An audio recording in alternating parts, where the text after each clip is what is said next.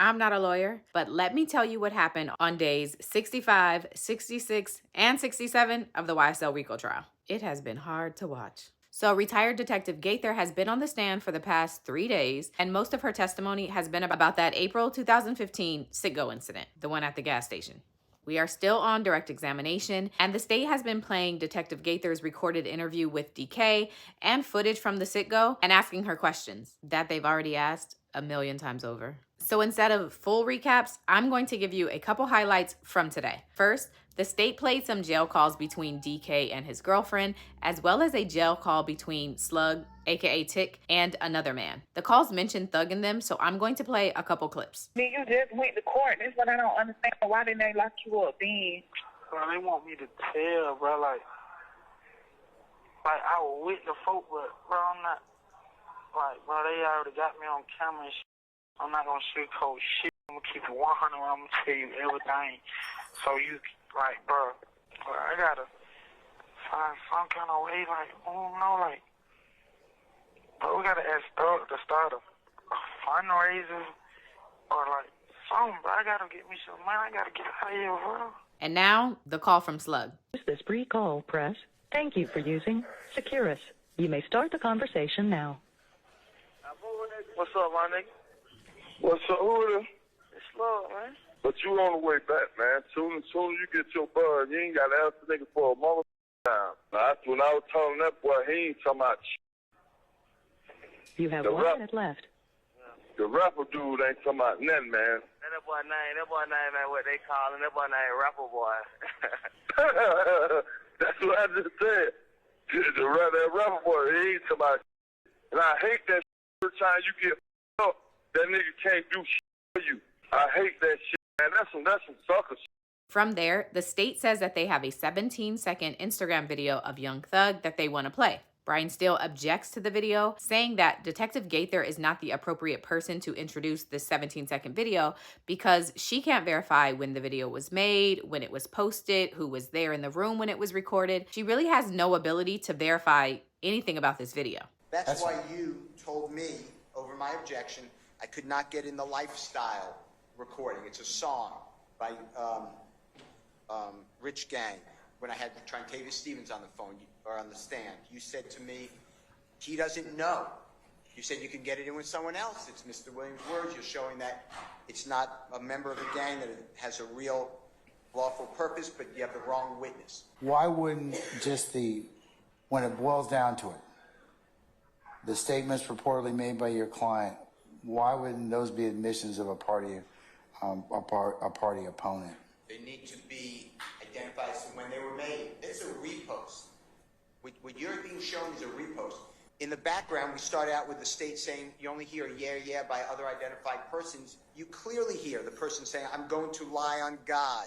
It's 17 seconds, and there are multiple speakers. It's not just two speakers, there's multiple speakers. Context. While most of the video is Thug in the camera talking, there is someone in the background that's also heard speaking. Originally, the state said that person is only saying yeah, but Brian Steele is saying that voice is heard saying a lot more than that. I'm not saying this may not be evidence that's important to the case. What I'm saying is there has to be the same foundation that the state lays that you're making me lay. The state cannot lay the foundation. They need a different witness. All right, let me take a few minutes out, and I need to take comfort, and I'll think about it, and we'll come back. Your Honor, can I get the court done? No more seconds, okay? I'm gonna take my break. Everybody should too. We're in recess. And at first, the judge agrees with Brian Steele and says that the video is inadmissible. I'm gonna sustain the objection as to foundation at this time. However, much like many of the rulings I've made, they're subject to reconsideration. In this particular circumstance, I believe that it is the opinion of the court that the original video, as presented, would at least the source would have to be at least identified for the purposes to make sure that there were no alterations of that particular video. I don't know whether or not they are, but I think that'd be part of the foundation in this case. So, for example, if it can be shown that this particular video came from Mr. Williams' Instagram page or some other social media site, and it's public and posted, and then it was re-grabbed and reposted, then that would finish the foundation for the in the court's opinion. And then Attorney Love argues that the video is an admission of a party opponent and therefore foundation requirements don't apply. In layman's terms, if you ever admit to something and then are later prosecuted for that something, the state can use your admission against you and they aren't required to lay foundation. It's one of the few exceptions to the hearsay rule. So after Attorney Love's argument, the judge overrules his original decision and allows the video in with some redactions.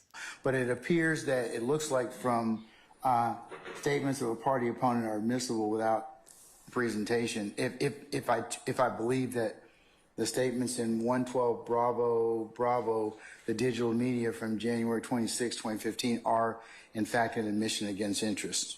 I don't believe or admission of a party opponent, I should say. I don't believe that it fits in that category because we don't have any of the date that it was made. If it was truly that statement of Mr. Williams, I still say that the state, they started out with, it's all Mr. Williams' statement and there's nothing else said except yeah, and indiscernible. That's wrong.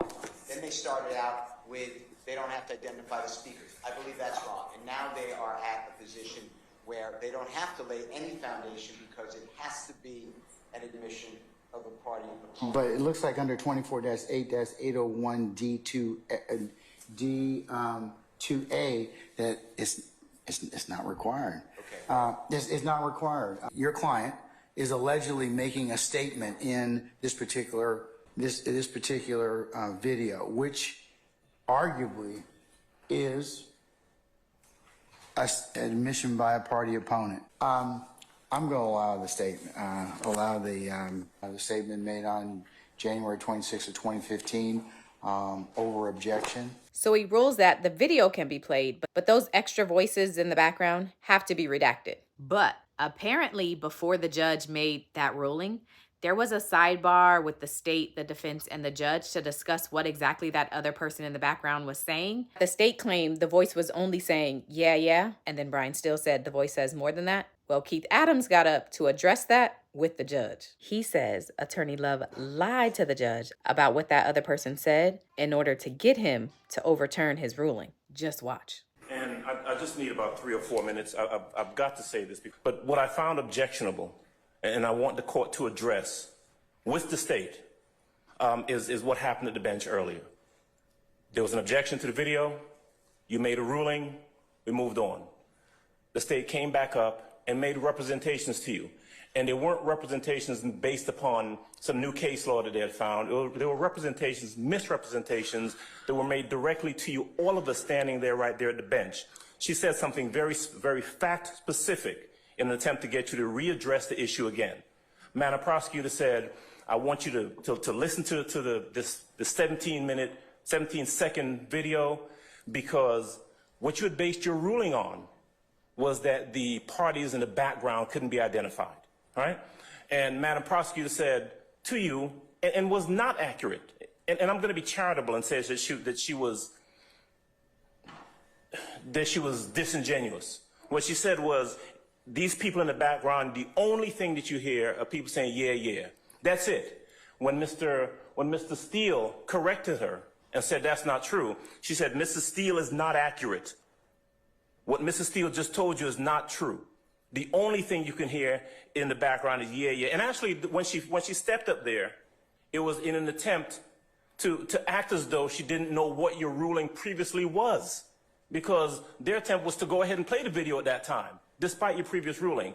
My point is this. What she said to you was inaccurate. At some point, Your Honor, I'm asking you to, we've had this conversation about candor with the court over the course of the past number of weeks. 3.3. Yeah, we've had that conversation about it. And when we step up to you and we make a representation, it ought to be candid and it ought to be truthful. But you don't do it by standing there 3 feet from you in your face and lying to the court. And that's what she did.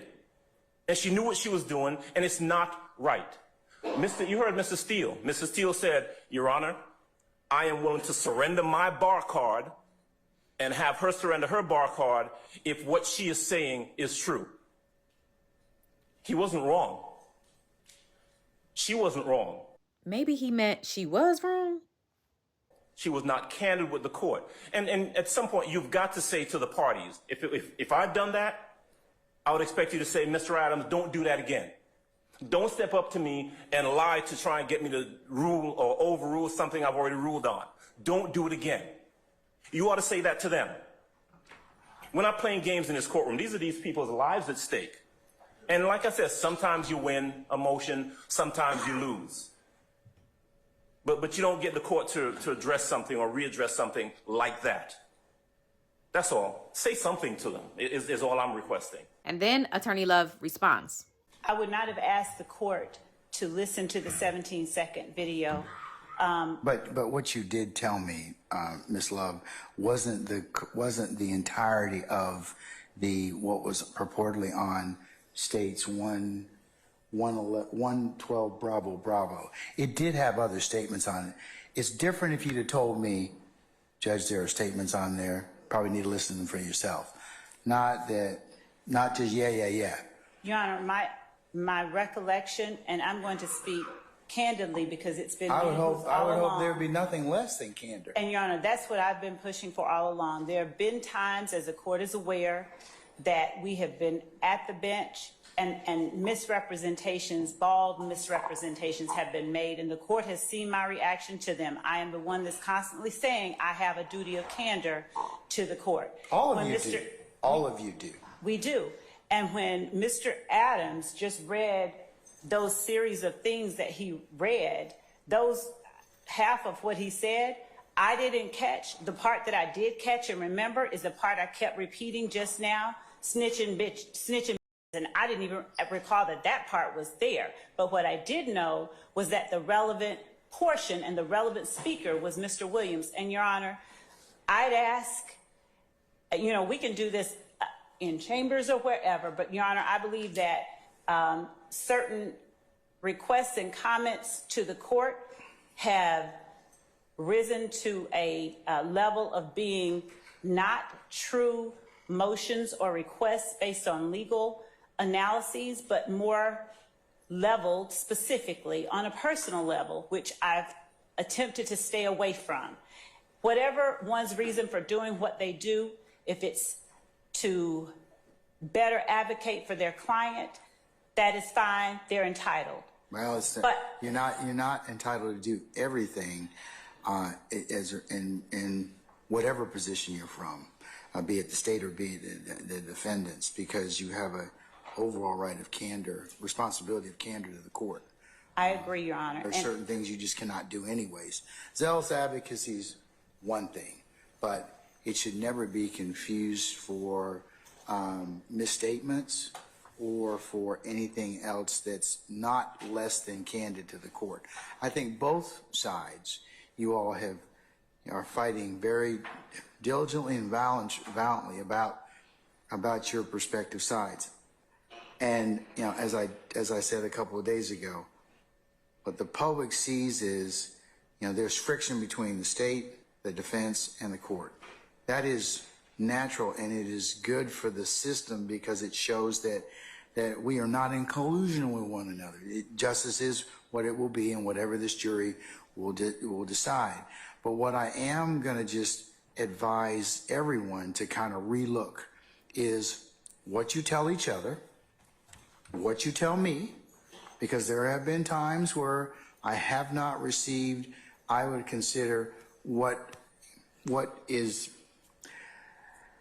accurate information. Let me just put it that way. Okay. And I know, and I'm not trying to attribute, dishonesty to any party, but I have to rely, all courts have to rely upon counsel for their representation. So if you can't remember what it is, just tell me that. It's just like your duty to, upon asked if there's any adverse position to this particular statute of law, you're required to tell me. I mean, I understand there's zealous advocacy, but I do need to have you just relook what you're saying to each other and to the court. These defendants are presumed to be innocent, and they are innocent, and that's what this jury will ultimately decide. But We'll have to get there, and we'll make it, and they'll make a decision. Okay. And Your Honor, I'm certain the court means until proven otherwise, they are presumed innocent until They're innocent right now as we sit here. So, and until I charge the jury accordingly and otherwise, and the evidence is presented to them, well, evidence first and then charge them. But as to how this case goes.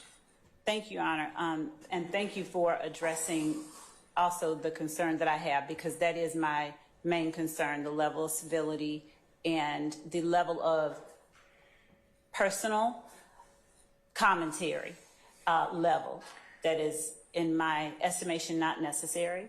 And I appreciate the. But that's everyone. You know, everyone's can be accused of that at various times in this particular trial. I mean, I think that every issue that you have to see, Ms. Logan, anything that's been raised at this point in time, anyone who's sitting in this courtroom is probably violated at some point in time or another. Ciao. Oh, the clip is eventually played for the jury, so here it is. So, nigga, a lot of they mama, a lot of they kids, a lot of they brothers and sisters didn't get ready in the courtroom and tell the God honest truth. Don't get it. Y'all nigga need to get fucked, bro. You, God. You snitching. Me and YSL. Sergeant Gaither, is that the video that you were able to capture from the account that you spoke of earlier? Yes. Thank you. Your Honor, at this time, I'll pass the witness. So that's it for YSL this week. There's no trial on Thursday or Friday, so they will be back on Monday.